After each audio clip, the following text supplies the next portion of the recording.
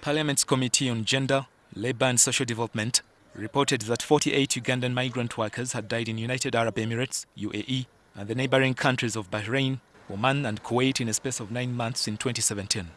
More than 90% of these deaths were by suicide, indicative of a serious problem amongst migrant workers and one that has to be probed and dealt with. Sometimes the stress of just being away from home is enough to make the faint-hearted commit suicide. Even the work ethics are quite different, and if you come to a new environment, especially an environment like the UAE, you'll get the culture shock, the weather shock. It's extremely hot.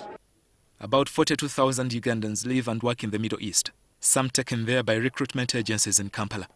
Other individuals seek the opportunities themselves.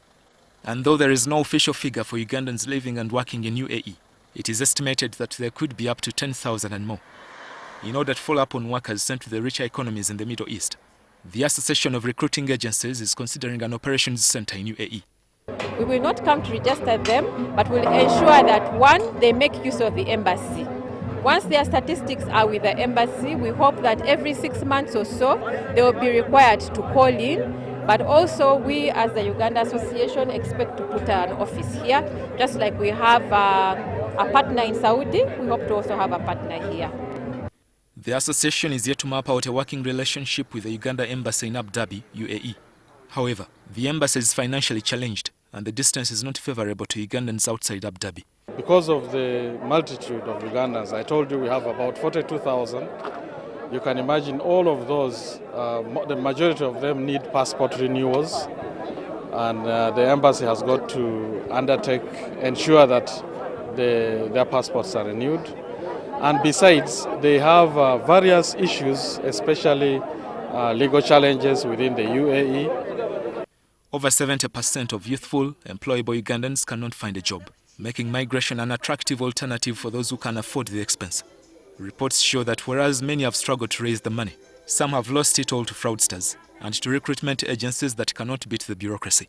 The lucky ones have been reimbursed. Companies have explained to us that they get job orders, but then later, because of the competition, those job orders go all over Africa. So the first country that feels is the one who has its people taken. So they end up having to pay back the money, but slowly.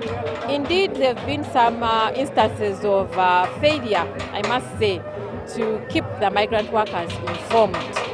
It is only in countries that Uganda has signed a general labour recruitment bilateral agreement with, like Saudi Arabia and Jordan, that Ugandans can go through recruitment agencies without paying. The least a job seeker is required to part with is $1,500. However, by the end of this year, Uganda could have one such agreement with UAE to cater for wages, security and rights of Ugandan migrant workers. Frank Olisimbi, NTV.